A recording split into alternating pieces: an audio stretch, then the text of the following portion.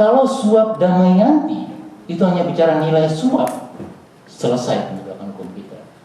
Tapi kan KPK tidak. Dia melakukan misalnya, oke, apakah ini juga terkait dengan kasus lain, proyek lain?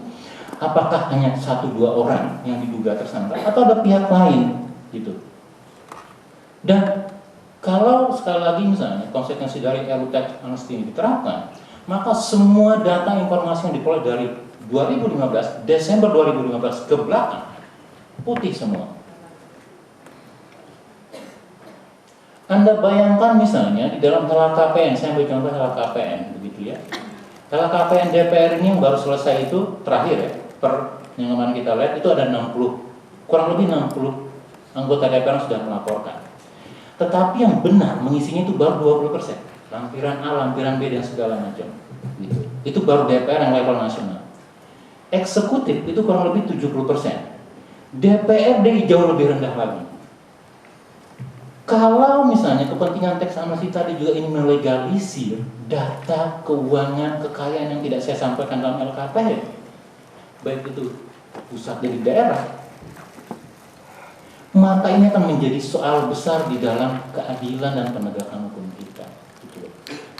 Ini pasal 15, saya tidak tahu bunyinya seperti apa nanti. Tapi ini akan menjadi soal, dan bagi kami ini kemunduran besar dalam keadilan dan pemberantasan korupsi, dalam penegakan korupsi TAP MPR 98 dan seterusnya dan seterusnya. Buat apa kita punya undang-undang money laundering yang sudah direvisi? Buat apa undang-undang Tipikor? Buat apa? Bahkan juga PPNS misalnya, kehutanan, ISDM, begitu ya.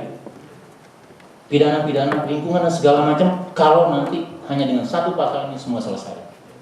Lanjut. Ini pasal 17. Ini misalnya ya. Pasal 17. Kalau Anda rajin membaca LHKPN, Anda bicara rajin menganalisis laporan PPATK. Di mana sih layering uang money laundry-nya? Di aset, Pak.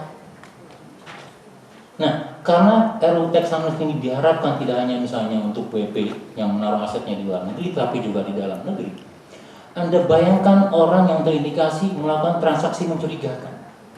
Anda bayangkan seorang pejabat negara, oknum aparat penegak hukum, yang transaksi mencurigakannya puluhan miliar atau ratusan miliar. Dia letakkanlah dalam kebun, dia letakkan dalam kos-kosan, dia letakkanlah dalam apartemen, atas nama orang lain.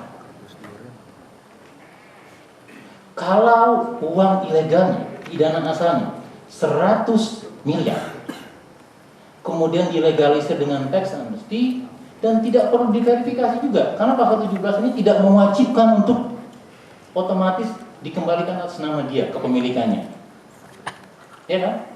Di B-nya 2B dikatakan, kalau pernyataan yang tidak bisa dilakukan hanya dibuat notaris saja. Oh iya, pengakuan bahwa itu aset saya, ladang saya, rumah saya, hotel saya, resort saya.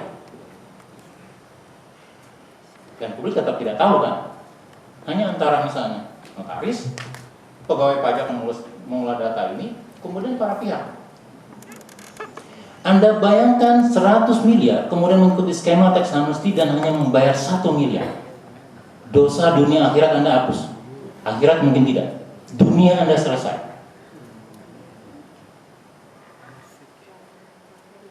Di mana sekali lagi misalnya, tadi kalau kita bicara tax amnesty ini, bicara jangka panjang. Lanjut. Ya, kesimpulan rekomendasi misalnya. Saya pikir kalau tadi juga Ibu Haula, Mas Pras mengatakan prakondisi, prasyarat, saya melihat ada beberapa yang mendasar misalnya. Regulasi kita masih tumpang tindih, loophole-nya banyak. Antara yang spesialis dan generalis itu saling bertabrakan dan saling menyedarkan. Itu tidak dibetulkan, tidak dirapikan. Ya, ini nampaknya hanya seperti maaf saya katakan, orang flush habis buang air besar. Hanyut saja begitu, pencet tombolnya, serut, air mengalir, kotorannya hilang. Kemudian yang kedua, kelembagaan.